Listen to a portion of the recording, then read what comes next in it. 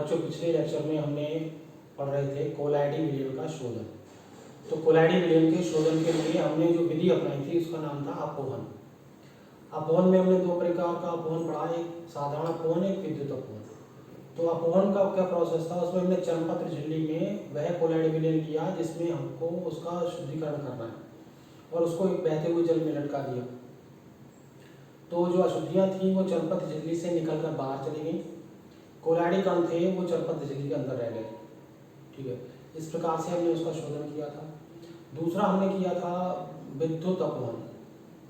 विद्युत अपोहन में हमने उसी प्रयोग में दो इलेक्ट्रोड लगा दिए थे, जिससे विपरीत आवेशित अशुद्धियाँ जो थीं वो विपरीत आवेशित इलेक्ट्रोड्स की ओर गति करना प्रारंभ कर दिया, जिससे हमारी अपोहन की क्रिया में क्या हुई, तेजी आ गई और वो हमको अलग अलग मात्रा मतलब जो चर्मपत्र झिल्ली थी उसमें से जल्दी से निकल गए और हमारा ये जो प्रयोग था वो जल्दी से समाप्त हो गया। आज हम पढ़ेंगे अति सूक्ष्म फिल्टरन। तो ये भी कोलाइडी कण को शुद्ध करने की एक विधि है। इसमें हम क्या करते हैं, जैसे जो हमारा साधारण फिल्टर पेपर होता है उसका जो छिद्र होते हैं वो होते हैं 10⁻⁴ सेंटीमीटर के या 1 माइक्रोन के। तो अब जो कोलाइडी कण होते हैं उनका आकार होता है 10⁻⁴ से 10⁻⁷ सेंटीमीटर की श्रेणी का। तो इसमें जो अशुद्धियाँ होती हैं वो वास्तविक विलयन की होती हैं। तो वास्तविक विलयन का आकार आपको मालूम है 10⁻⁷ से 10⁻�60 का होता है। फिल्टर पेपर का आकार है 10⁻⁴। तो क्योंकि वो छिद्र बड़ा है तो उसमें से कोलाइडी कण और वास्तविक विलयन दोनों के कण निकल जाते हैं। तो ज़रूरत इस बात की है कि हम जो साधारण फिल्टर पेपर है उसको हम क्या किया जाए, उसके छिद्रों का आकार क्या किया जाए, छोटा किया जाए। ठीक है, तो इसके लिए हम क्या करते हैं, जैसे मान लीजिए ये एक फिल्टर पेपर है, इसमें ये छिद्र है।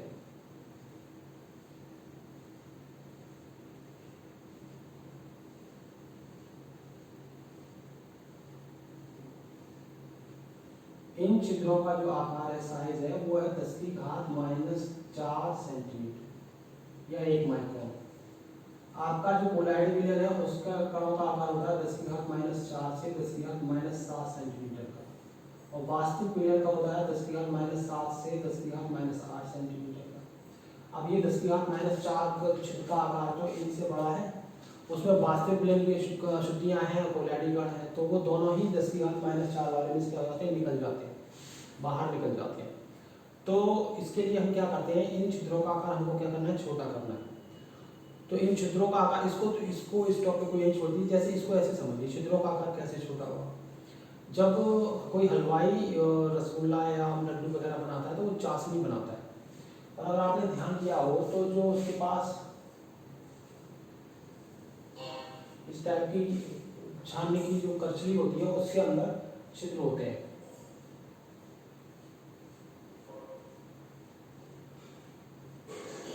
जब ये काम करने के बाद उसको चाशनी की काम करने के बाद उसको थोड़ी देर को छोड़ देता है, तो आपने देखा होगा इसके चारों शक्कर के दाने लग जाते हैं छिद्रों के चारों। ठीक है, तो इससे क्या होता है, उसके छिद्र के आकार जो होते हैं छोटे होते हैं, कभी कभी वो बंद भी हो जाते हैं, फिर उसको झाड़ता है तो वो खुलते हैं। उसी तरीके से हमें इन छिद्रों का आकार क्या करना है, छोटा करना है। इसके लिए हम क्या करते हैं, सबसे पहले इस फिल्टर पेपर को फॉर्मेल्डिहाइड जिलेटिन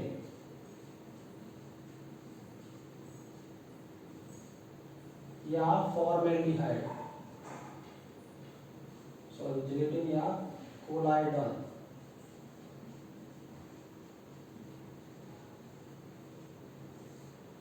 के विलयन में डुबोते हैं।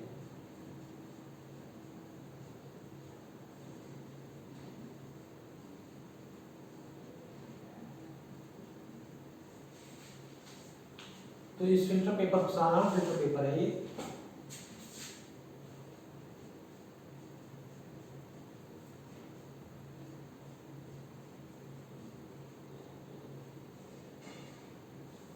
साधारण फिल्टर पेपर को सबसे पहले हमने जिलेटिन या कोलाइडन के सॉल्यूशन में डुबो दिया। साधारण के सॉल्यूशन में डुबोने के बाद इसको फिर हम, जिससे ये फिर हम इसको डुबोते हैं फॉर्मेल्डिहाइड।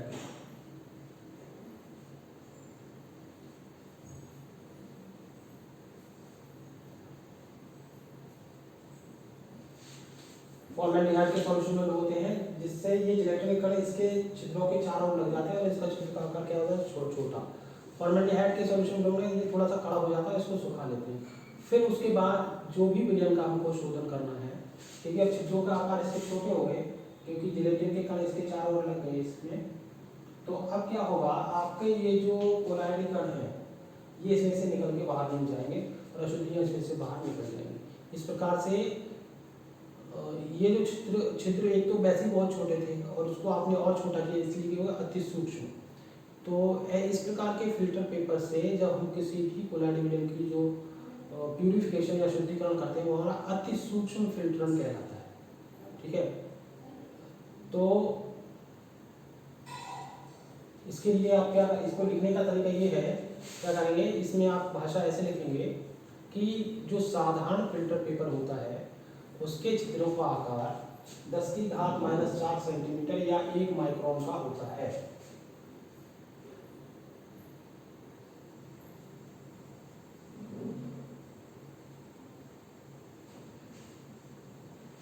मैं इसकी भाषा आराम से बोल रहा हूँ ताकि आप देख पाएं। साधारण फिल्टर पेपर के छिद्रों का आकार 10⁻⁴ सेंटीमीटर अर्थात 1 माइक्रोन का होता है, जबकि हमारे जो कोलाइडी कण होते हैं उनके छिद्रों का आकार 10⁻⁴ से 10⁻⁷ सेंटीमीटर का होता है और वास्तविक विलयन का आकार जो होता है 10⁻⁷ से 10⁻⁸ सेंटीमीटर का होता है। अतः जब हम साधारण फिल्टर पेपर से इसको छानते हैं तो वास्तविक विलयन और कोलाइडी कण दोनों ही क्या हो जाते हैं, इसमें से बाहर निकल जाते हैं। इस कारण से इस फिल्टर पेपर के छिद्रों का आकार को क्या करना है, हमको छोटा करना है। तो छोटा करने के लिए हम क्या करते हैं, पहले इसको जिलेटिन या कोलाइडन के विलयन में डुबोते हैं, फिर इसको फॉर्मेल्डिहाइड के विलयन में डुबोते हैं, जिससे ये कड़ा हो जाता है, उसको हम सुखा लेते हैं। इस प्रकार प्राप्त जो हमारा फिल्टर पेपर है इसके छिद्रों का आकार अति सूक्ष्म हो जाता है। इस प्रकार के फिल्टर पेपर से जब हम कोलाइडी विलयन को छानते हैं तो कोलाइडी कण नहीं निकलते, वास्तविक विलयन के कण उसमें से निकल जाते हैं। तो हम क्या करते हैं, इस प्रकार से इस प्रकार के फिल्टर पेपर से जो हमने पृथक्करण किया ये हमारा क्या कहलाता है, अति सूक्ष्म फिल्टरन कहलाता है, ठीक है। तो इसकी भाषा आप लिख देंगे इस तरीके से, इसी से इसकी भाषा लिख जाएगी, ठीक है। ये नहीं बनाना है, ये तो मैंने ऐसे ही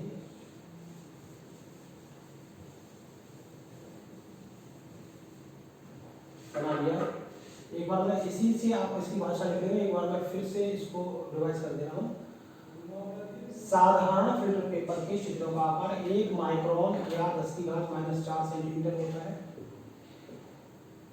जबकि हमारा जो कोलाइडी विलयन है उसका आकार 10⁻⁴ से 10⁻⁸ सेंटीमीटर का होता है। वास्तविक विलयन का आकार 10⁻⁷ से 10⁻⁸ सेंटीमीटर का होता है। इनको जब इन अशुद्धियों को जब इसके द्वारा साधारण फिल्टर पेपर छानते हैं तो इसकी छिद्रों से ये बाहर निकल जाते हैं। अतः हमें क्या करना है, हमें इन छिद्रों को, इसमें से कोलाइडी कण बाहर ना निकले तो इन छिद्रों का आकार छोटा करना है। तो ये छोटा, अभी तो छिद्र वैसे ही बहुत छोटा है फिल्टर पेपर का, उसको और आप छोटा कर देंगे अति सूक्ष्म हो जाएगा। इसीलिए इस फिल्टर पेपर को हम क्या करते हैं, पहले जिलेटिन में या कोलाइडिन के सॉल्यूशन में डुबोते हैं और डुबोने के बाद इसको फॉर्मेल्डिहाइड के सॉल्यूशन में डुबो के फिर इसको सुखा लेते हैं। सुखाने के उपरांत इसके छिद्रों का आकार छोटा हो जाता है, इतना छोटा हो जाता है कि उससे हमको जब कोलाइडी विलयन को शुद्ध करते हैं तो उसमें से कोलाइडी कण नहीं निकलते, बाकी अशुद्धियाँ निकल जाती हैं। इस प्रकार के फिल्टरन को ही अति सूक्ष्म फिल्टरन कहते हैं। इस तरीके से आप इसका लिख लेंगे इसी डायग्राम की सहायता से।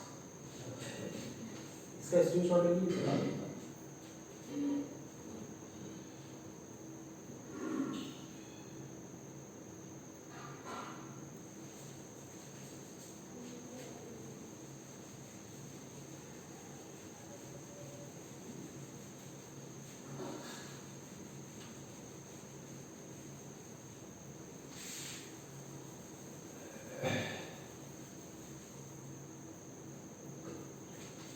अब हमने कोलाइडी कणों का शोधन पढ़ लिया, अब हम पढ़ेंगे कोलाइडी कणों के गुण।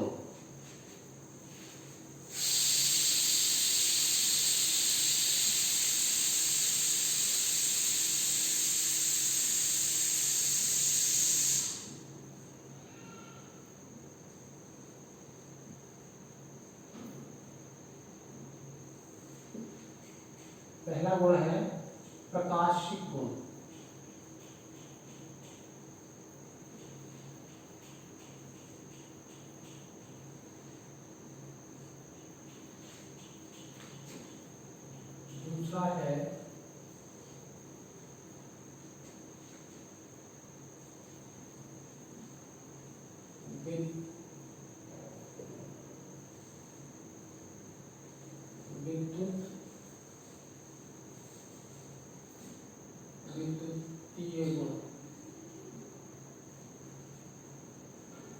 तीसरा गतिक गुण। ठीक है, अब हम एक एक पहला पढ़ते हैं प्रकाशिक गुण। प्रकाशिक गुण क्या है? प्रकाशिक गुण में क्या होता है, एक टिंडल नाम का साइंटिस्ट था।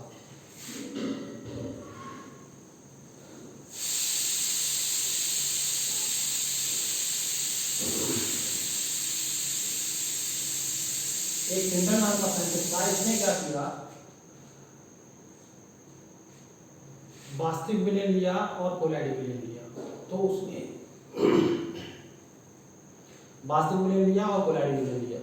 वास्तविक विलयन जो हमारा प्रकाश था उसको वास्तविक विलयन में से निकाल लेके गुजारा। जैसे यहाँ समझिए,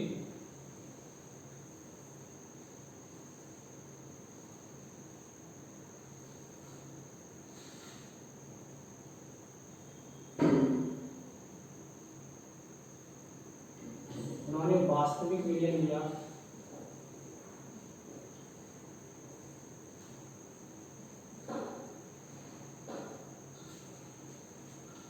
वास्तविक विलयन लिया और इसमें से प्रकाश को गुजार के देखा।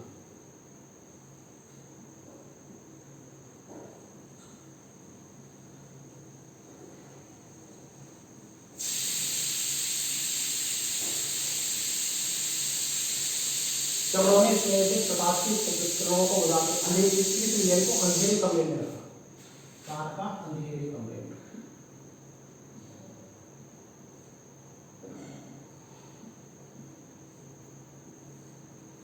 और इसमें से प्रकाश की किरण को गुजार कर देखा तो उन्होंने देखा कि विलयन में कोई परिवर्तन नहीं हुआ, उसमें अंधेरा ही था। ये एक बात है। लेकिन जब उन्होंने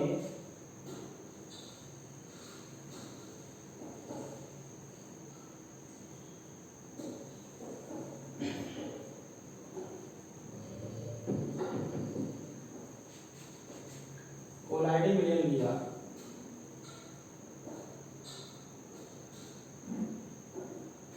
और उसमें से प्रकाश की किरणों को गुजारा,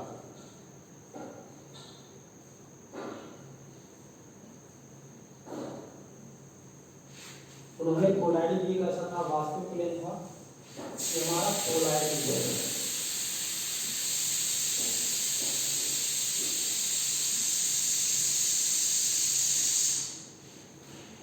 ठीक है, और इसको भी अंधेरे कमरे में ही रखा।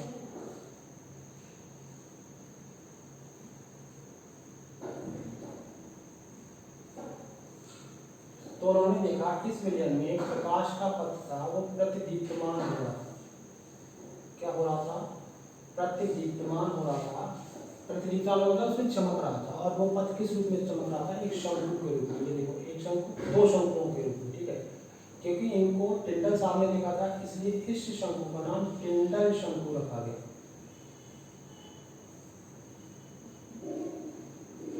और इस प्रभाव को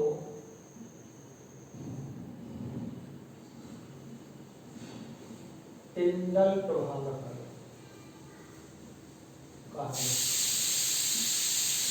ठीक है, तो मैं पूरी बात बताता हूँ क्या हुआ।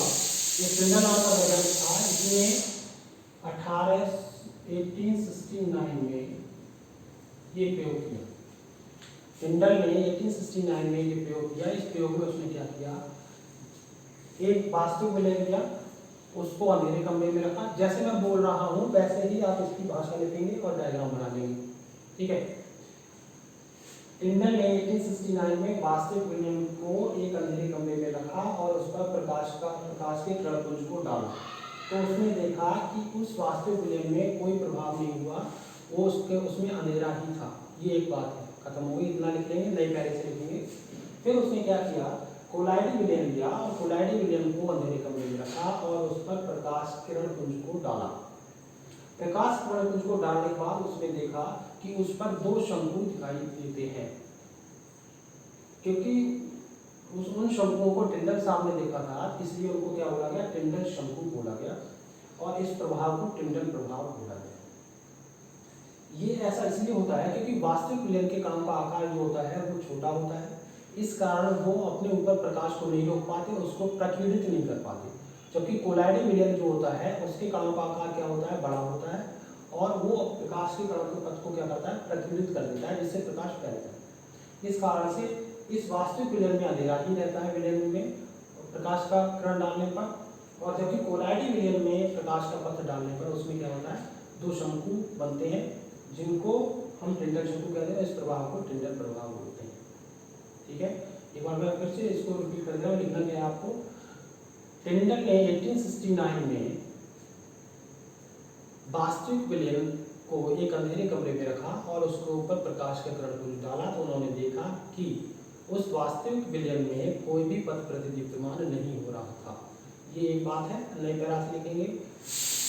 जब टिंडल ने जब कोलाइडी विलयन को अंधेरे कमरे में रखा और उस पर प्रकाश के किरण को डाला, तो उन्होंने देखा कि उस विलयन में प्रकाश का पथ जो था तो शंकुओं के रूप में प्रतिदीप्यमान हो रहा था। क्योंकि इन शंकुओं को टिंडल साहब ने देखा था, इसलिए उन्हीं के नाम पर इनका नाम टिंडल शंकु रख दिया गया और इस प्रभाव को टिंडल प्रभाव बोला गया। ये आपकी भाषा हो गई। ये वाला डायग्राम बना देंगे, ये डायग्राम बनाना नहीं है आपको, ये डायग्राम बना देंगे, ये आपका टॉपिक खत्म हो गया। ये डायग्राम नहीं बनाना है, ठीक है।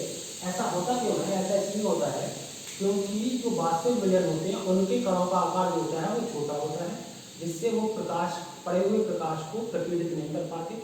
जबकि जो कोलाइडी कण होते हैं उनका आकार बड़ा होता है, तो उनके ऊपर पड़ने वाला प्रकाश प्रकीर्णित होता है, जिससे वो फैलता है और वो पथ के रूप में दिखाई देता है। ठीक है, इतना हम लिख लेंगे। इसके एग्जाम्पल हैं, इसके उदाहरण है एग्जाम्पल के तौर पे, जैसे किसी रोशनदान में से आती हुई लाइट, सूर्य का प्रकाश किसी आपके कमरे में कोई छिद्र है, उसमें से एक छोड़ सूर्य की लाइट आ रही है, तो आपने देखा है वो यूं फैलती चली जाती है, तो ये टिंडल का ही एग्जाम्पल है। दूसरा भी, कभी आप हॉल्स में फिल्म देखने गए हो तो प्रोजेक्टर में से जो लाइट आती है वो पर्दे पे पड़ती है, तो वो भी इसी तरीके से आती है, तो वो भी किसका है, टिंडल का एग्जाम्पल है। तो दो एग्जाम्पल्स हैं इसके, रोशन दान में से आती सूर्य की रोशनी,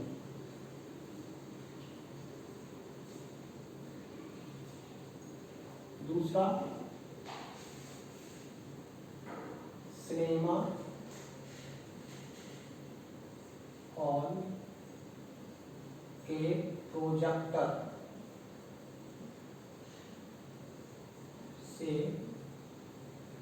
आती लाइट। ओके, तो इस तरीके से ये आपका क्या होगा, टिंडल प्रभाव है, ये इसका हम अध्ययन करते हैं। तो इस तरीके से आपके ये प्रकाशिक गुण, पहला प्रकाशिक गुण है जो हमारा कोलाइडी विलयन दिखाता है। ठीक है, इसका स्क्रीनशॉट ले लीजिए और फिर मैं विद्युतीय गुण पढ़ाता हूँ।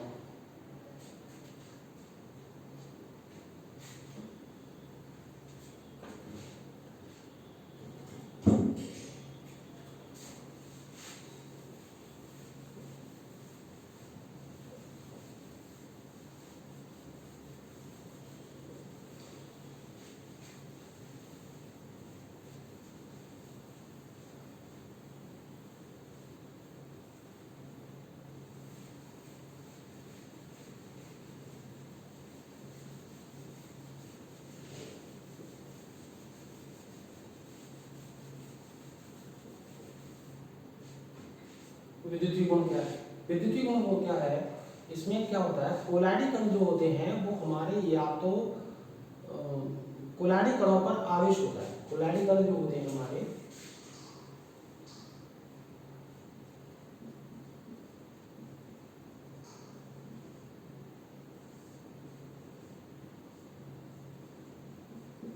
विद्युत आवेशित होते हैं।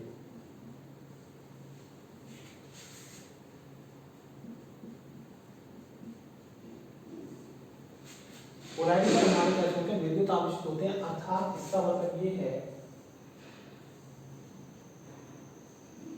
या तो उन पर धनावेश होता है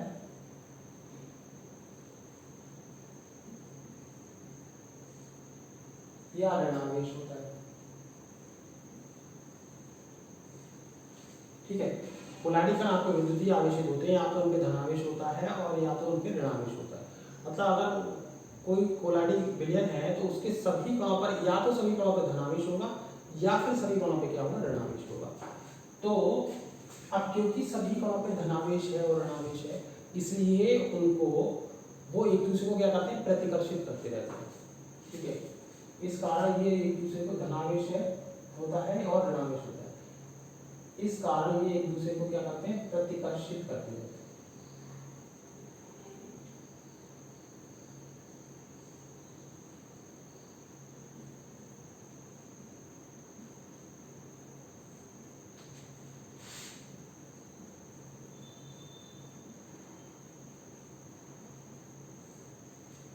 ठीक है, क्योंकि धनावेश, मैंने आपको बिगनिंग में बताया कि समान आवेश एक दूसरे को क्या करता है, प्रतिकर्षित करता है। अगर वो धनावेशित है तो भी धन एक दूसरे को प्रतिकर्षित करेगा, अगर वो ऋणावेशित है तो भी एक दूसरे को प्रतिकर्षित करेंगे। और जो आवेश इन कोलाइडी कोणों पर होता है उसके विपरीत आवेश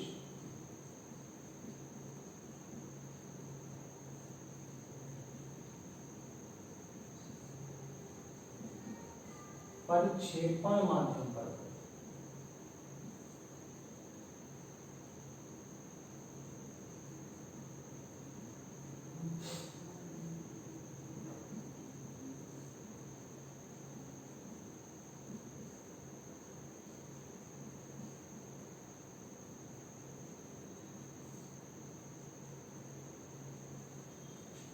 ठीक है, मतलब इसका ये है, अगर कोलाइडी कोणों पे धनावेश है तो परिक्षेपण माध्यम पे कैसा होगा, ऋणावेश हो,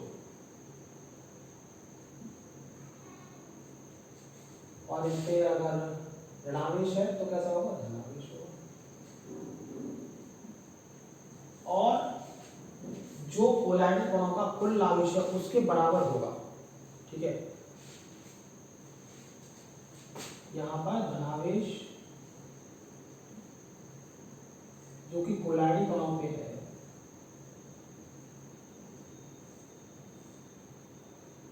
वो बराबर होगा किसके, ऋणावेश के, जो कि किसमें, परिक्षेपण माध्यम।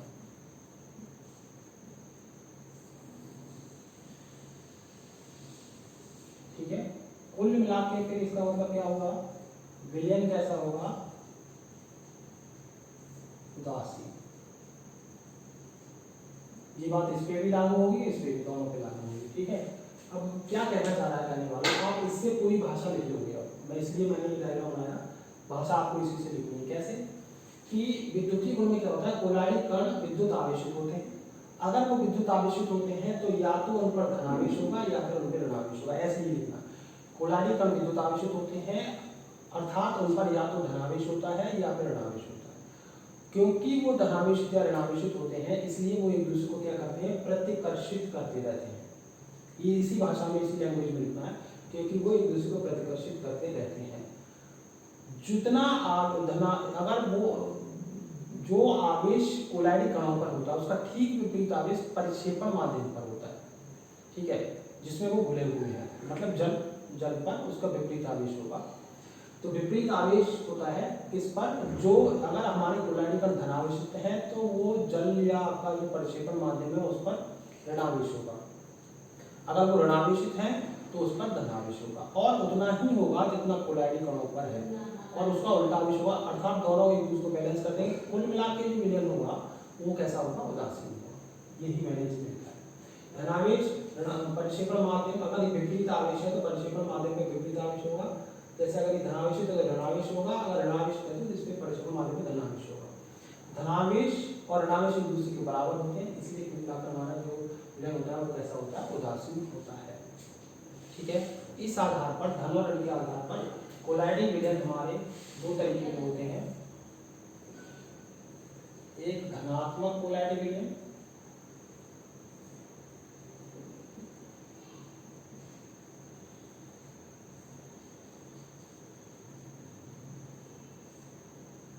दूसरा ऋणात्मक कोलाइडी विलयन।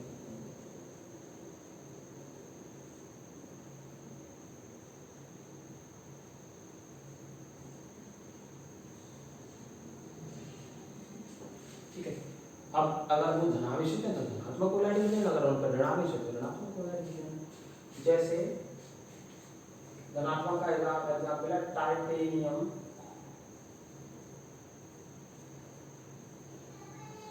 Hydroxide, ferric hydroxide etcetera. इसका है आर्सेनिक सल्फाइड,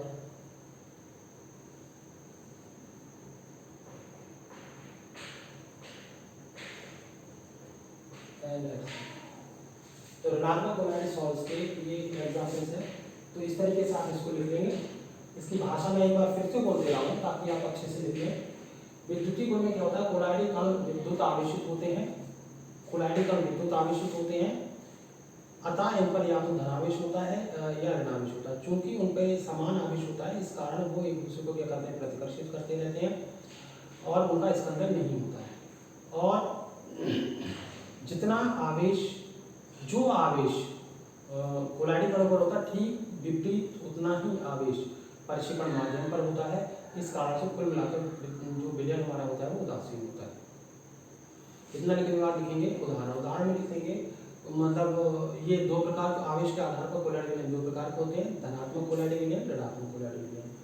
तो ऐसा कोलॉइडी विलयन जिसपे धनावेश होता है धनात्मक कोलॉइडी विलयन कहलाता है, एग्जाम्पल आप लिख देंगे। और ऐसा कोलॉइडी विलयन जिसपे ऋणावेश होता है ऋणात्मक कोलॉइडी विलयन कहलाता है, एग्जाम्पल लिख देंगे। ऐसा होता क्यों है वो मैं आपको बताता हूँ। ये आप इसका स्क्रीनशॉट ले लीजिए और इसके आधार पर भाषा बना के आप लिख लीजिए इसकी विद्युतीय गुण।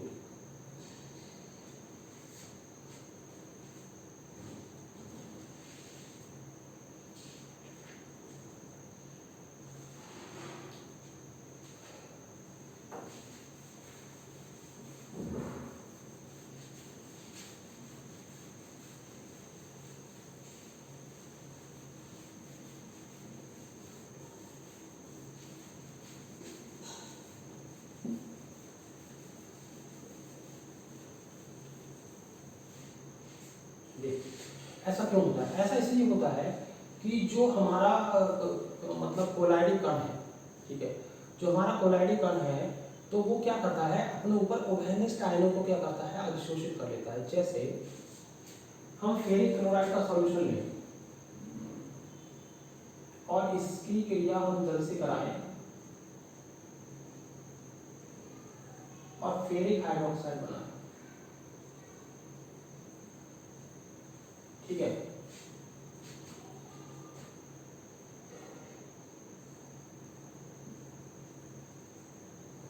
ठीक, अब ये जो फेरिक हाइड्रोक्साइड बना का कोलॉइडी विलयन बना, ये क्या करता है, आपने बनाया किससे है, फेरिक क्लोराइड से, प्राप्त क्या किया, फेरिक हाइड्रोक्साइड का कोलॉइडी विलयन।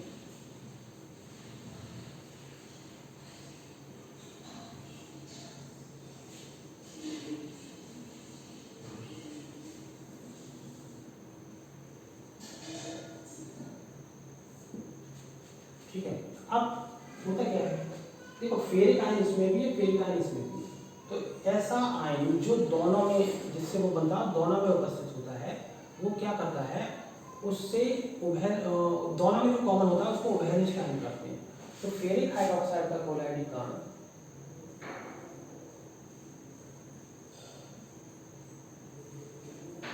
अपने ऊपर उभयनिष्ठ आयन को विलयन में से चूज कर लेता है।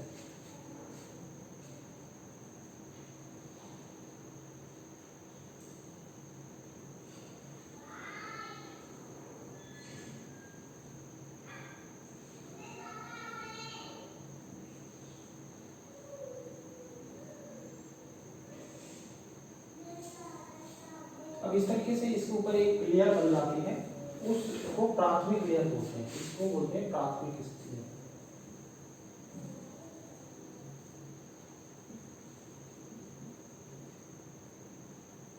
स्तर हिंदी में, इंग्लिश में ये प्राइमरी लेयर बोलते हैं, ठीक है। और ये स्थिर होती है, मतलब स्थायी होती है, ठीक है।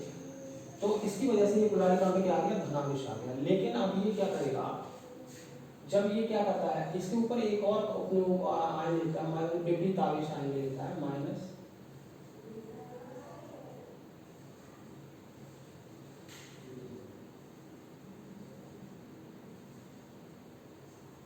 ठीक है। तो ये क्या करता है, अब ये जो पद होती है द्वितीयक पद कहलाती है।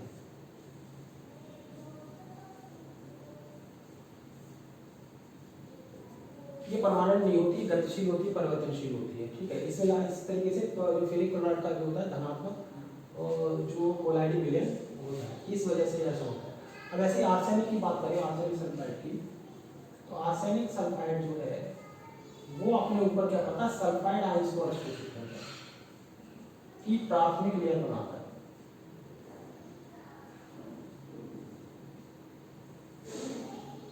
इस कारण और इसके ऊपर प्राथमिक लेयर, इसलिए ये कैसा होता है, ऋणावेशित हो जाता है और ये ऋणात्मक उसके एग्जाम्पल में आता है। तो इस तरीके से इनके ऊपर आवेश होने का ये रीजन है। ठीक है, तो आप ये इसको लिख सकते हैं कि होता क्या है कि जो कोलाइडी कण होते हैं, कोलाइडी कण अपने विलयन में से ओवेनिस्ट आयनों को अपने ऊपर अधिशोषित कर लेते हैं। अधिशोषित करने के उपरांत जो आयंस की लेयर बनती है वो प्राथमिक स्तर कहलाता है, जो कि स्थायी होती है। फिर वो दूसरे विपरीत आवेशित आयंस को ठीक उतनी ही मात्रा में अधिशोषित करते हैं जितना उस लेयर पे आवेश होता है, वो उसकी द्वितीयक स्तर कहलाता है, जो कि क्या होता है, आपका टेम्परेरी होता है, परिवर्तनशील होता है।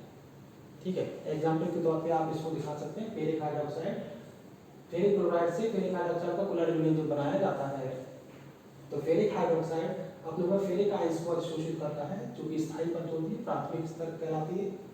और इसमें से फिर कुछ जो क्लोराइड, फिर ये थोड़ी देर बाद विपरीत आवेश क्लोराइड को अधिशोषित करता है।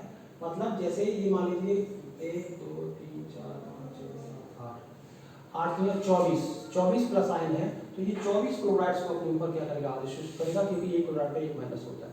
तो कुल मिलाकर ये बैलेंस में मतलब इस आवेश के अनुसार ही, अनुपात में ही अपने ऊपर को विपरीत आवेशित आयंस को अधिशोषित करता है। और ये लेयर क्योंकि परिवर्तनशील होती है, तो इसका महत्व ना देकर के लोगों ने इसको बताया कि जो प्राथमिक लेयर होती है उसको वो उस आवेश का कोलाइडी कण माना जाता है।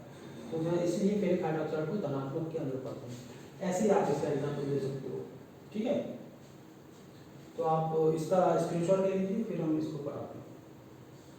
अब इसको ऊपर द्वितीयक लेयर अगर आप चाहें तो प्राथमिक, इसका एग्जाम्पल अगर बच्चा देना चाहे, एक से भी काम चल सकता है। प्राथमिक इसका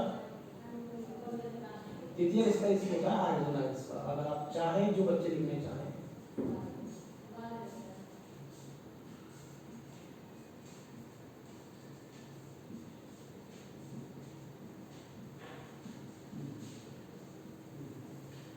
तो दोनों एग्जाम्पल्स आप डायग्राम के सहित आप लिख सकते हैं। ठीक है, आप स्क्रीनशॉट ले लीजिए इसका।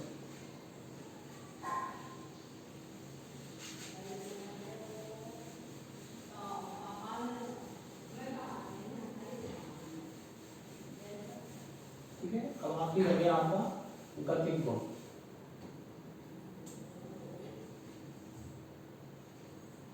अब गतिक गुण क्या है, कोलाइडी कण क्योंकि विपरीत आवेशित होते हैं तो वे हमेशा मूवेबल होते हैं। मूवेबल मतलब हमेशा गति करते रहते हैं, वो एक दूसरे को प्रतिकर्षित करते हैं, तो ये हमेशा उल्टी सीधी गति करते रहते हैं। तो एक रॉबर्ट ब्राउन नाम का साइंटिस्ट था,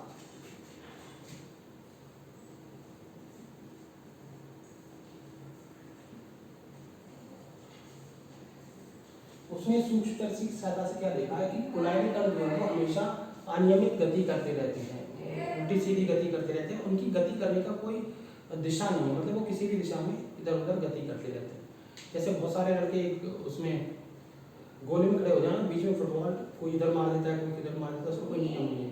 उसी तरीके से जो कोलाइडी कण है, उन्होंने देखा कोलाइडी कण विलयन में कभी इधर कभी इधर कभी इधर,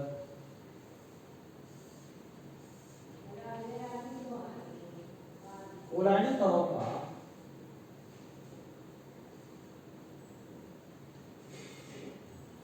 किसी भी दिशा में, कोलाइडी कणों का किसी भी दिशा में दिशाहीन गति करना ही इनका क्या कहलाता है, ब्राउनियन गति कहलाता है। क्योंकि रॉबर्ट ब्राउन साहब ने देखा था, जिनके नाम पे इसको ब्राउनियन गति कहते हैं।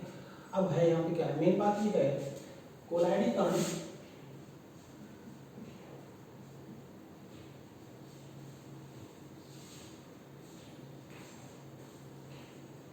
क्योंकि समान आवेशित होते हैं,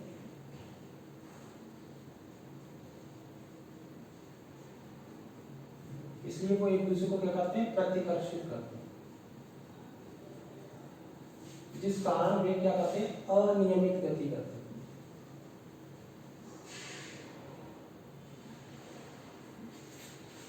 अनियमित गति करते हैं। इसी अनियमित कोलाइडी कणों की इस अनियमित गति को हम क्या बोलते हैं? ब्राउनियन गति। कोलाइडी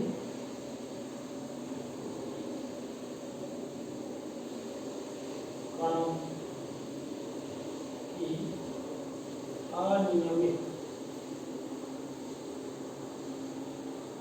गति ये क्या कहलाती है? ब्राउनियन गति कहलाती है।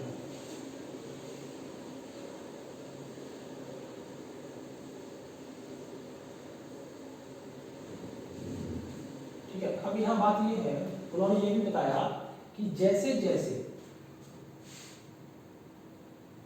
कोलाइडी कण का साइज बढ़ता जाएगा वैसे वैसे ब्राउनियन गति कम होती जाएगी। ब्राउनियन गति कम होती जाएगी। ठीक है, जैसे जैसे कोलाइडी कण का आकार बढ़ता जाएगा ब्राउनियन गति क्या होती जाएगी? कम होती जाएगी, क्योंकि द्रव्यमान बढ़ता जाएगा तो वेग जो है वो कम होता जाएगा। और जब एक समय ऐसा आएगा इसकी गति बिल्कुल बंद हो जाएगी, कम होती जाएगी, ब्राउनियन गति कम होती जाएगी। और एक समय ऐसा आएगा कि ये गति करना बंद कर देगा।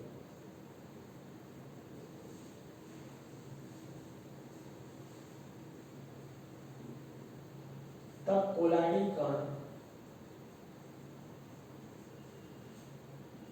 कण नहीं रहेगा। किसका कण बन जाएगा? निलंबन का। ठीक है, तो इसकी भाषा से आप लिख लेंगे, मैं बता रहा हूं कैसे लिखेंगे। रॉबर्ट ब्राउन नाम का एक साइंटिस्ट था, उसने क्या किया?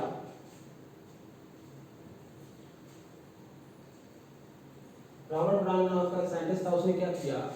सूक्ष्मदर्शी की सहायता से कोलाइडी जो विलयन थे उनका निरीक्षण किया। ये ऐसे ही लिख लेंगे आप। और ये काम उन्होंने 1827 में किया था। रॉबर्ट ब्राउन ने 1827 में कोलाइडी विलयन जो था उसका निरीक्षण किया, तो उन्होंने पाया कि कोलाइडी कण जो होते हैं वो प्रत्येक दिशा में अनियमित गति करते रहते हैं। कोलाइडी कणों का प्रत्येक दिशा में अनियमित गति करने का जो प्रोसेस है या प्रक्रिया है उसी को हमको उन्होंने क्या नाम दिया? ब्राउनियन गति नाम दिया। ठीक है, ये एक बात है। इसके बाद नई पैरा से लिखेंगे आप कि कोलाइडी कणों का आकार ज्यों-ज्यों बड़ा होता जाता है त्यों-त्यों उनकी ब्राउनियन गति कम होती जाती है। जिस समय कोलाइडी कण की ब्राउनियन गति खत्म हो जाएगी उस समय कोलाइडी कण नहीं रहेगा, वो निलंबन का कण में परिवर्तित हो जाता है। ठीक है, तो इस तरीके से ये आपका ब्राउनियन गति खत्म होगी, गति खोज कर इसका स्क्रीनशॉट ले लीजिए और आगे का आगे का।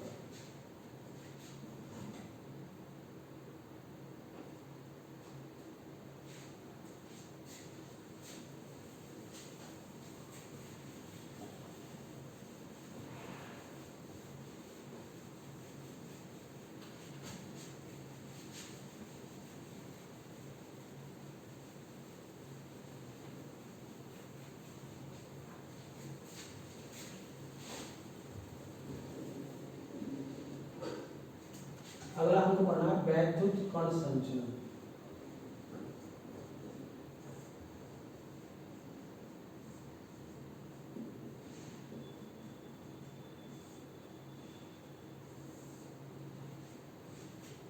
मैं बोलता हूँ बार बार कि कोई भी जो किसी भी टॉपिक का जो नाम रखा जाता है आधी बात उसके नाम में ही होती है, पूरा नाम बताता है। वैद्युत कण संचलन, इसका मतलब वैद्युत बिल्कुल लाइट, और कण संचलन मतलब कोई कण है जो चलेगा। ठीक है, विद्युत की उपस्थिति में कण जब किधर को किधर से चलेगा, दैट इज वैद्युत कण संचलन। तो अभी हम बात खत्म करके चुके हैं कि कोलाइडी कणों पर या तो धनावेश होता है या ऋणावेश होता है। तो कोलाइडी विलयनों को अगर हम विपरीत आवेशित इलेक्ट्रोड्स के संपर्क में लाते हैं तो अगर कोलाइडी कणों पर ऋणावेश है तो वो धनावेश मतलब ऋणावेश है तो एनोड की ओर गति करना प्रारंभ कर देते हैं, धनावेशित कोलाइडी कण है तो कैथोड की ओर गति करना प्रारंभ कर देते हैं। इसी को अगर हम बोलें तो विपरीत आवेशित इलेक्ट्रोड्स की ओर कोलाइडी कणों की गति करने की जो प्रक्रिया है वह क्या कहलाती है? वैद्युत कण संचलन कहलाती है। ठीक है, इसको एक प्रयोग के द्वारा हम समझने की कोशिश करते हैं। इसमें हम क्या करते हैं, देखो एक यू आकार की नलिका होती है,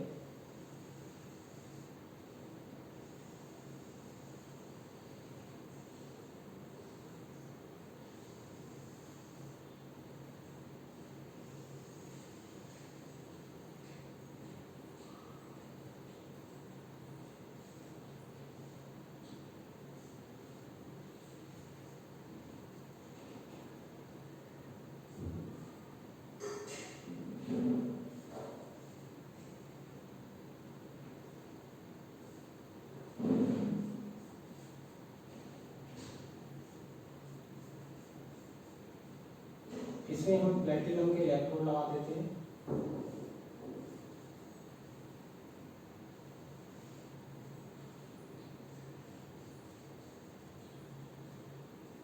और इधर एक रबर ट्यूब होती है,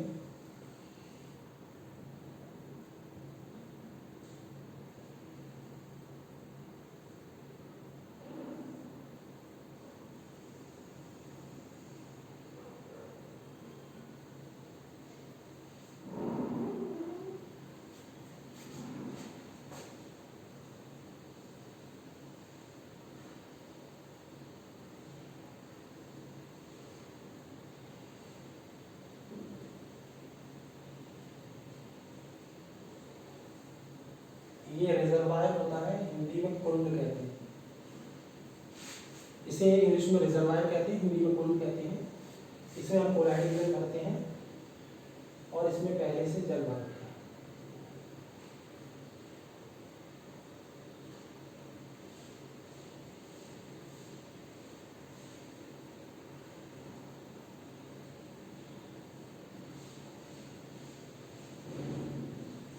ठीक है, अब इसको समझने की कोशिश करते हैं। इसलिए एक यू आकार की नलिका है,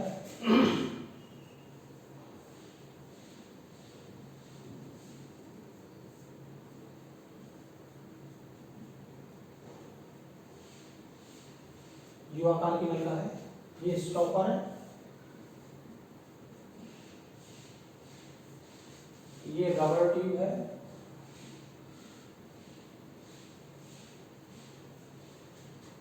ये कॉर्क,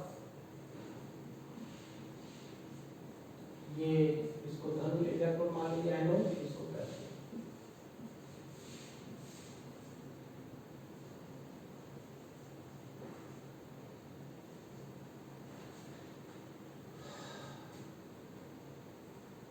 तो हमने क्या किया, इस यू आकार की नलिका में पहले जल भर लिया और इसको स्टॉपर द्वारा बंद कर दिया, रख दिया, रोक दिया, और इसके पीछे से जो यू आकार ये जो रबर ट्यूब है, इसके सबसे ऊपरी सिरे पर एक कुंड है जिसमें हमने कोलाइड विलयन भर दिया।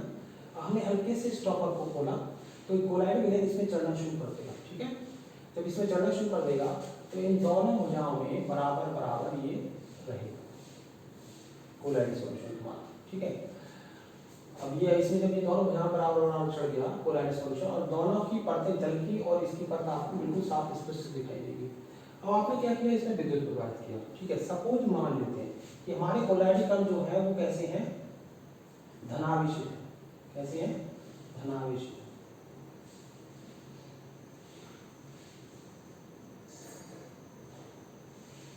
तो हम क्या देखेंगे, हम देखेंगे कि जो हमारा कोलाइड कण हमारे धनावेशित है तो कैथोड वाली भुजा में कोलाइड विलयन ऊपर को चढ़ना शुरू कर देगा। ठीक है, और अगर ऋणावेशित होंगे तो एनोड वाली भुजा में ऊपर चढ़ना शुरू कर देगा। ठीक है, तो अब ये विद्युत की उपस्थिति में कोलाइड कण क्या कर रहे हैं, गति कर रहे हैं। तो विद्युत की उपस्थिति में कोलाइड कणों का विपरीत आवेशित इलेक्ट्रोड्स की ओर, विपरीत आवेशित इलेक्ट्रोड्स की मतलब अगर ये धनावेशित है तो कैथोड की ओर जा रहे हैं, ऋणावेशित होते तो एनोड की ओर जा रहे हैं। ठीक है, तो कोलाइड कणों का विपरीत आवेशित इलेक्ट्रोड्स की ओर विद्युत की उपस्थिति में गति करने की जो प्रक्रिया होती है उसी को हम क्या बोलते हैं, वैद्युत कण संचलन बोलते हैं। ठीक है, तो पहले तो परिभाषा आप लिख लेंगे कि विद्युत की उपस्थिति में कोलाइडी कणों का विपरीत आवेशित इलेक्ट्रोड्स की ओर गति करने की जो प्रक्रिया है उसी को हम क्या बोलते हैं, वैद्युत कण संचलन बोलते हैं। मैं एक बार फिर रिपीट कर रहा हूँ, विद्युत की उपस्थिति में कोलाइडी कणों की का विपरीत आवेशित इलेक्ट्रोड्स की ओर गति करने की जो प्रक्रिया है वो क्या कहलाती है, हमारी विद्युत कण संचलन कहलाती है। ठीक है, और इसका फिर प्रयोग में आप इसकी भाषा चित्र से लिख देंगे। इस प्रयोग में हम क्या करते हैं, एक यू आकार की नलिका लेते हैं जिसमें हम जल भर लेते हैं, जिसके पिछले वाले सिरे से एक रबर ट्यूब लगी होती है, जिसके अंतिम सिरे पर एक कुंड लगा होता है जिसमें कोलाइडल सॉल्यूशन भरा होता है। अब हम क्या करते हैं, इस टॉपर को खोल करके इसमें कोलाइडल सॉल्यूशन दोनों भुजाओं बराबर चढ़ जाता है, और चढ़ने के पश्चात जब हम इसमें विद्युत प्रवाहित करते हैं तो हम देखते हैं हमारा कोलाइडल जो विलयन है वो विपरीत आवेशित इलेक्ट्रोड की ओर गति करना प्रारंभ कर देता है, और गति करने के बाद जब ये इस भुजा में ऊपर चढ़ना शुरू कर देगा तो इस भुजा में नीचे गिरना शुरू कर देगा, और एंड में ये कहाँ बन जाएगा, यहाँ पे, और कोलाइडल विलयन विपरीत आवेशित इलेक्ट्रोड की ओर ले जाके क्या हो जाएंगे, अवक्षेपित हो जाएंगे।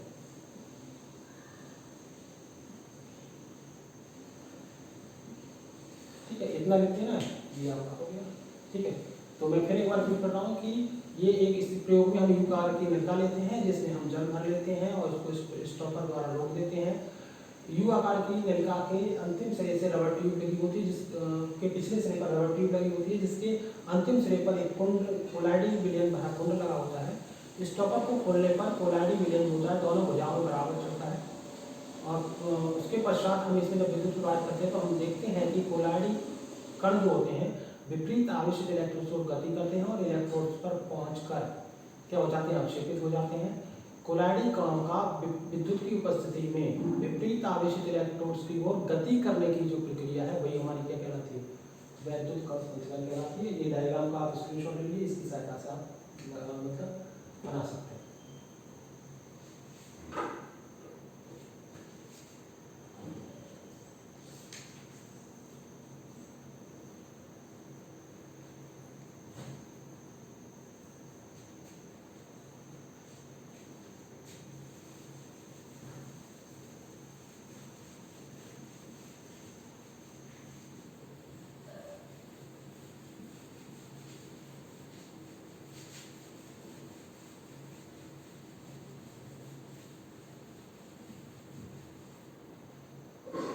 ओके, इसके बाद हमको पढ़ना है स्कंदन।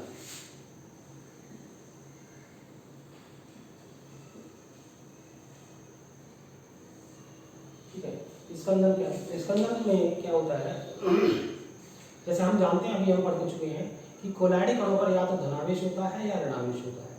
तो क्योंकि वो उनपे समान आवेश होता है इसलिए वो एक दूसरे को क्या करते हैं, प्रतिकर्षित करते रहते हैं, इसलिए वो अवक्षेपित नहीं होते।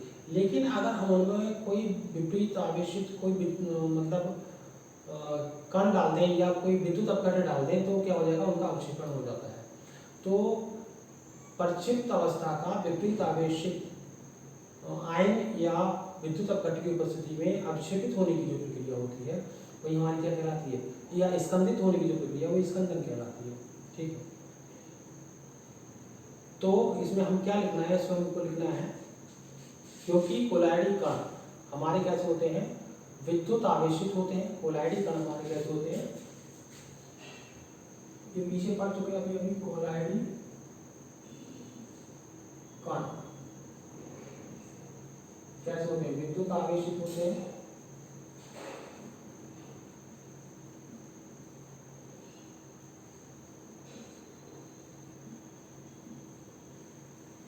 आपको भाषा में लिखना है, इस तरीके से बना के नहीं डालना है। ठीक है, कोलाइडल कण विद्युत आवेशित होते हैं, अतः ये एक दूसरे को क्या कहते हैं, प्रतिकर्षित करते हैं।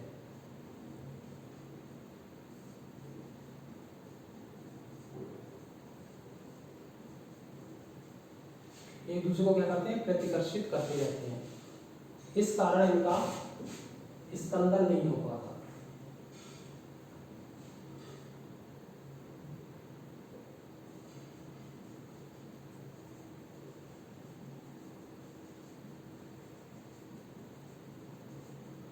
नहीं हो पाता। ठीक है, परंतु अगर हम इसमें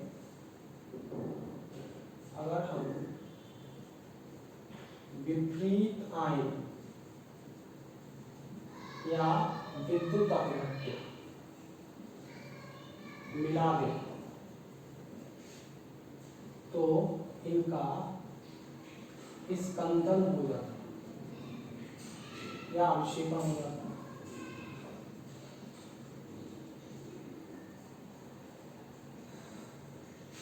ठीक है, तो यहीं से परिभाषा बन गई कोलाइडी कणों का, कोलाइडी कणों का विपरीत आवेशित आयनों या विद्युत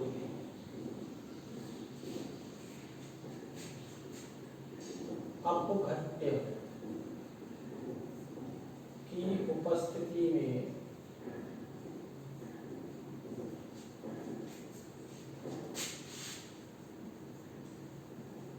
अवक्षेपित होने की प्रक्रिया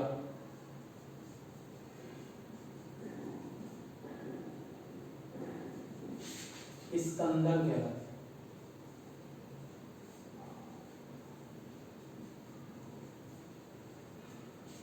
ठीक है जी, ये तो ये स्कंदन हो गया। ठीक है, मैं एक बार फिर रिपीट कर रहा हूँ। कोलाइडिक कण क्योंकि विद्युत आवेशित होते हैं तो वो पर या तो धनावेश होता है या ऋणावेश होता है, इस कारण वो एक दूसरे को प्रतिकर्षित करते रहते हैं, अतः उनका अवक्षेपण नहीं हो पाता।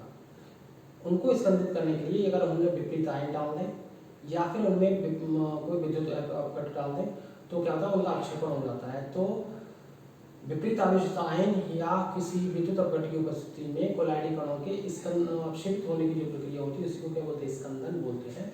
तो इस आधार पर भाषा बना के लाएंगे, लिख लेंगे और इसी को स्कंदन बोलते हैं। तो इसका स्क्रीनशॉट ले लीजिए।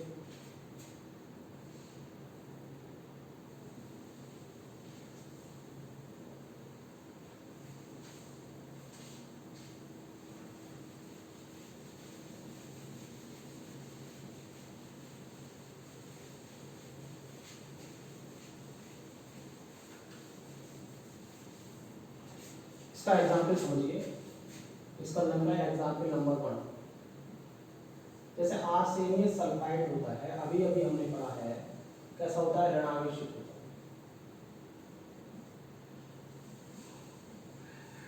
कैसा होता है, ऋणावेशित होता है। तो इसमें अगर हम धनायन डाल दें, किसके, बेरियम के या एल्यूमिनियम के, तो इसका क्या हो जाता है, स्कंदन होता है। ठीक है, दूसरा बेस्ट एग्जाम्पल है इसका, जैसे रक्त जो होता है, ब्लड जो होता है, वो ऋणावेशित सॉल है।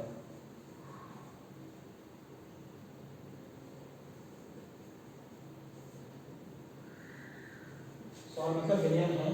अगर हम इसमें फेरिक क्लोराइड डाल दें या फिटकरी,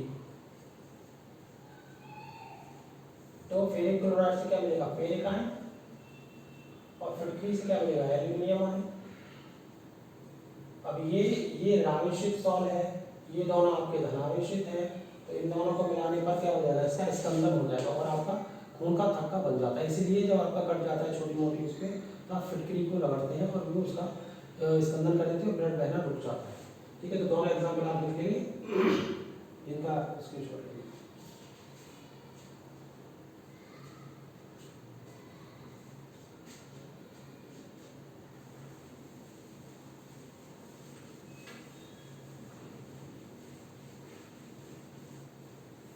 स्कंदन से संबंधित एक नियम है हार्डी-सूजे नियम।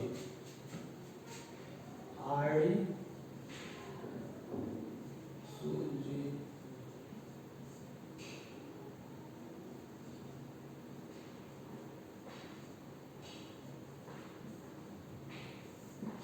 ये नियम क्या कहता है, ये नियम कहता है किसी भी आयन पर जितना ज्यादा आवेश होगा उसकी स्कंदन क्षमता उतनी ज्यादा होगी। बहुत सरल है, किसी भी आयन पर,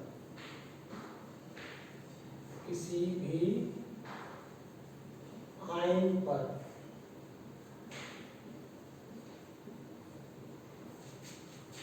जितना ज्यादा आवेश होता है उसकी स्कंदन क्षमता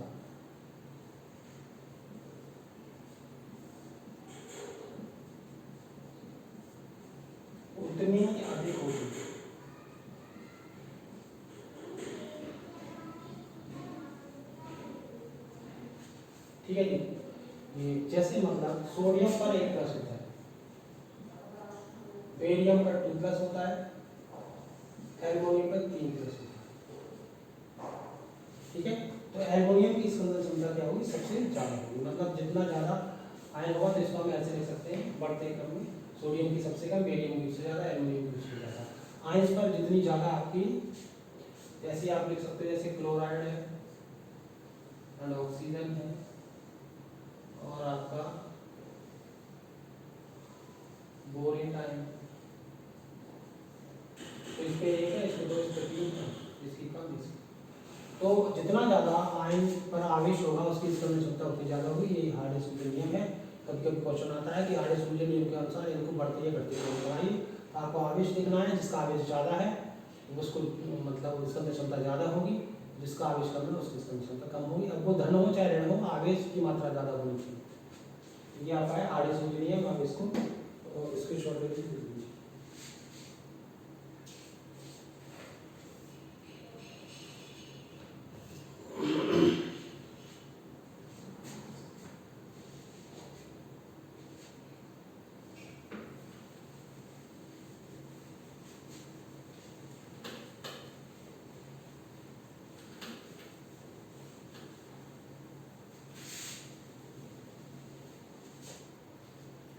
अब है आपको पढ़ना है रक्षण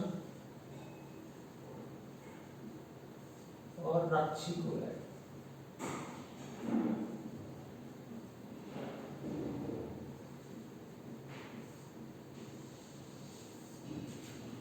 ठीक है, क्या है होता क्या है कि जो हमारा द्रव विरोधी क्लोराइड होते हैं, ठीक है, द्रव विरोधी जो क्लोराइड होते हैं उनमें अगर हम कोई वैद्युत अपकरण डाल देते हैं तो उनका स्कंदन हो जाता है। मतलब क्या है, जैसे कि द्रव विरोधी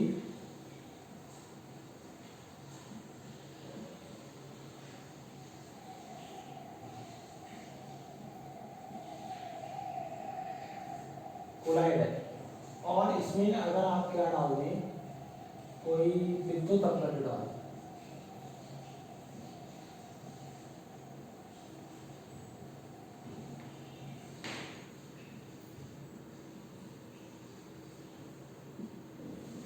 ठीक है, ऐसे ही आप भाषा लिखेंगे द्रव विरोधी क्लोराइड है, उसमें अगर हम विद्युत अपकरण डाल दें तो इसका क्या हो जाता है, स्कंदन हो जाता है।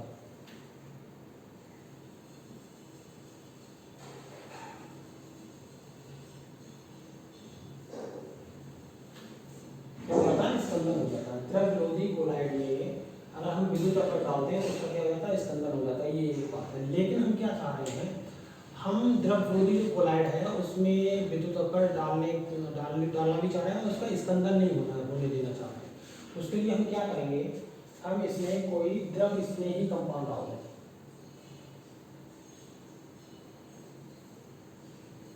परंतु यदि हम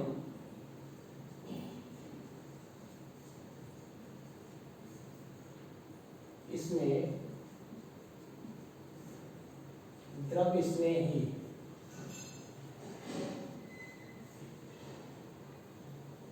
क्लोराइड डाल दें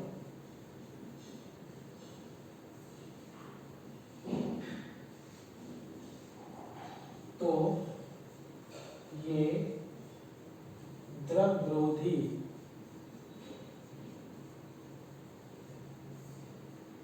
क्लोराइड का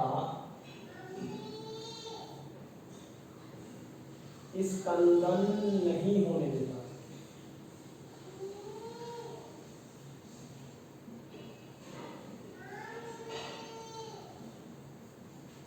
ठीक है, ऐसा ये द्रव स्नेही क्लोराइड,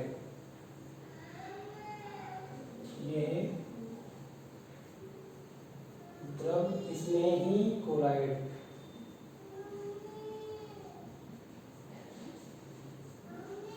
रक्षी क्लोराइड कहलाता है।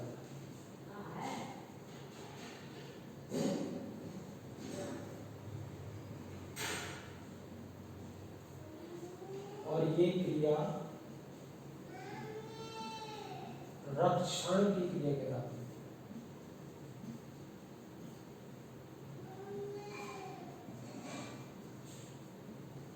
ओके, क्या बोला मैंने, यदि हमारा कोई द्रव विरोधी कोलाइड है और उसमें हम कोई विद्युत अपघट्य डालते हैं तो उसका स्पंदन हो जाता है।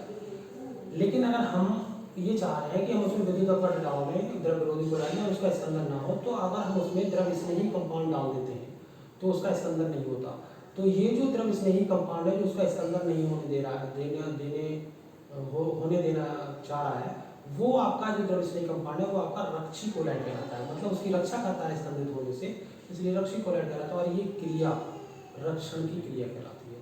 ठीक है, इसका एग्जाम्पल है जैसे गोल्ड सॉल्ट है, ये द्रव विरोधी है, द्रव विरोधी कोलाइड है, इसमें अगर आप NaCl डाल देते हो इसका स्पंदन होगा,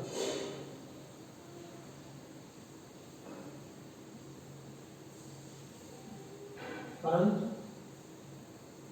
इसमें अगर आप जिलेटिन की कुछ मात्रा डालें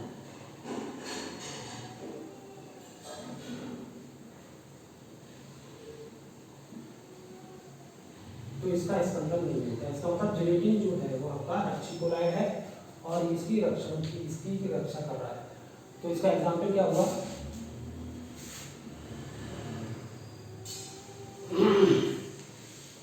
गोल्ड सॉल्ट में अगर हम नमक का सॉल्यूशन 10% सॉल्यूशन डाल देते हैं तो उसका क्या हो जाता है, स्पंदन हो जाता है। लेकिन उसमें थोड़ी सी हम जिलेटिन की मात्रा डाल दें तो उसका स्पंदन नहीं होता। तो यहाँ पे जिलेटिन जो है जो कि एक द्रव स्नेही कोलाइड है, वो गोल्ड सॉल्ट जो कि एक द्रव विरोधी कोलाइड है का स्पंदन होने से रोक रही है। इसलिए जो हमारा द्रव मतलब आपका जो जिलेटिन है वो हमारा क्या है, आपका रक्षी कोलाइड कहलाएगा। और जिस क्रिया के द्वारा इसको स्पंदित उसने नहीं होने दिया उसको हम रक्षण की क्रिया बोलेंगे। तो आप ये एग्जाम्पल भी लिखेंगे और यहाँ से भाषा अपनी बनाएंगे और ये एग्जाम्पल लिखेंगे।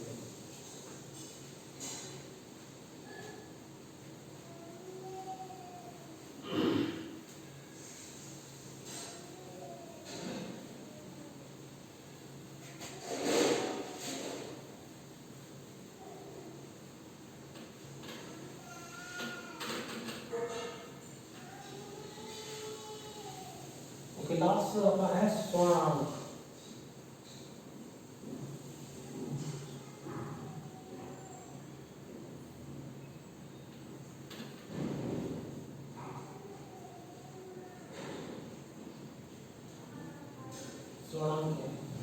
स्वर्णांक ये है कि जैसे हम अगर एक गोल्ड सॉल्यूशन लें, गोल्ड सॉल्ट मतलब गोल्ड का कोलाइड विलयन लें जो कि एक विरोधी है, अभी अभी आपने पढ़ा,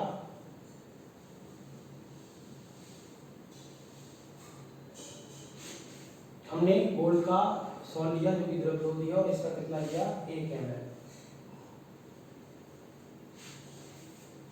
ठीक है, और इसके अंदर अगर हम 10% NaCl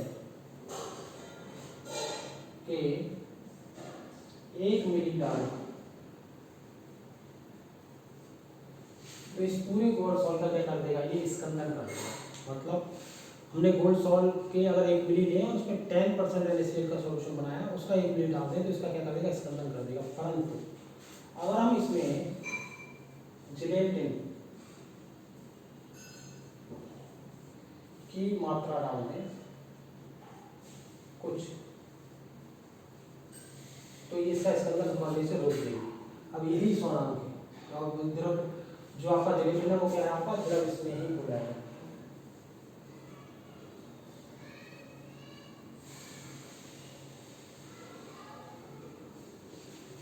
अब यहीं से डेफिनेशन बनेगी, किसी द्रव स्नेही कोलाइड, ठीक है, किसी द्रव स्नेही कोलाइड, किसी द्रव स्नेही कोलाइड की शुष्क अवस्था में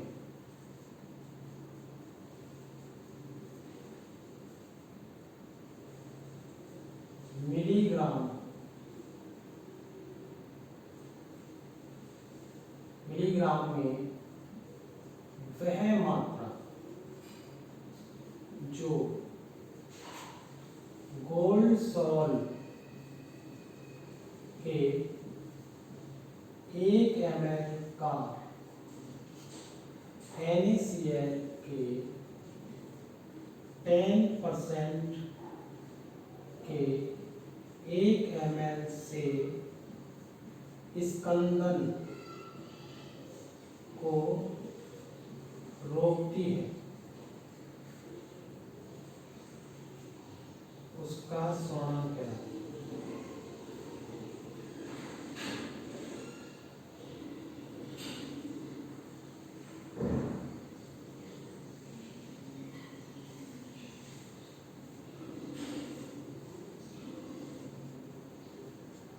अब जितनी भी मात्रा जिलेटिन की जितनी भी मात्रा, जैसे मान लीजिए x मिलीग्राम मात्रा आपने इसमें डाली, तो जो x मिलीग्राम होगा वो इस जिलेटिन का क्या होगा? स्वर्णांक होगा। ठीक है, तो किसी द्रव्य स्नेही कोलाइटी शुष्क अवस्था में मिलीग्राम में वह मात्रा जो गोल्ड सॉल्ट के 1 मिली का NaCl के 10% के 1 ml से स्कंदन को रोकती है, उसका स्वर्णांक कहलाती है। ठीक है, तो ये परिभाषा रटने में दिक्कत होगी, लेकिन इस डायग्राम से आपको समझ आ जाएगा। मैंने फिर एक बार डायग्राम समझा रहा हूँ। हमने किया क्या, हमने गोल्ड सॉल्ट का 1 ml लिया, उसमें 10% NaCl का 1 मिली डाला तो उसका स्कंदन हो जाएगा। ओके, बट हम इसको नहीं होने देना, तो हम इसमें जिलेटिन की कुछ मात्रा डालेंगे। ठीक है, जिलेटिन की कुछ मात्रा डालेंगे तो इसका क्या होगा? स्कंदन नहीं होगा। तो जिलेटिन की मिलीग्राम में वह मात्रा जो 1 मिली गोल्ड सॉल्ट के 10% NaCl के 1 ml डालने पर स्कंदन को रोक देगी, वो उसकी क्या कहलाएगी? स्वर्णांक कहलाएगी। किसकी? जिलेटिन की। इसका स्क्रीनशॉट ले लीजिए।